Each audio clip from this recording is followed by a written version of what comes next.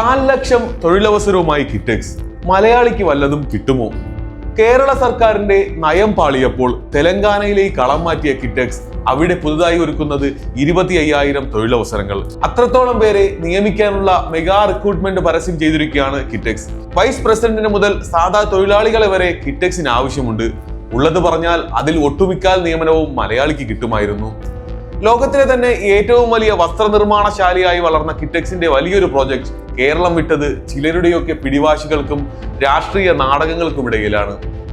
അവര് തെലങ്കാന സർക്കാർ മാടി വിളിച്ചു. ഉടമയെ പ്രൈവറ്റ് ജെറ്റ് അയച്ച് തെലങ്കാനയിൽ എത്തിച്ച് വ്യവസായ നിക്ഷേപത്തിന് എല്ലാ സൗകര്യവും ചെയ്തു കൊടുത്തത് എല്ലാവർക്കും അറിയാവുന്ന കഥ. 4 വർഷം മുമ്പ് എല്ലാ മലയാളികളോടും ക്ഷമ ചോദിച്ചുകൊണ്ടാണ് കിറ്റെക്സ് ചെയർമാനും MD-യുമായ സാബു M. ജേക്കബ് തെലങ്കാനയ്ക്ക് പറഞ്ഞത്. ഇന്ന് തെലങ്കാനയിൽ 3000 കോടി രൂപയുടെ നിക്ഷേപമുള്ള വ്യവസായ സ്ഥാപനമാണ് കിറ്റെക്സ്. ഒരു ദിവസം 35 ലക്ഷം തുണിത്തരങ്ങൾ ഉൽപ്പാദിപ്പിക്കാനുള്ള ശേഷിയുമുണ്ട്. വ്യവസായ നിക്ഷേപ സൗഹൃദത്തിന്റെ കാര്യത്തിൽ കേരളം ഒന്നാമതാണെന്ന് മന്ത്രിമാർ ആവർത്തിച്ചു കൊണ്ടിരിക്കുന്നു. ശരിക്കും കേരളം നിക്ഷേപ സൗഹൃദമാണോ? പാളിയത് കിറ്റെക്സിനാണോ? മറയില്ലാതെ അഭിപ്രായം പറയാൻ മടിക്കരുത്.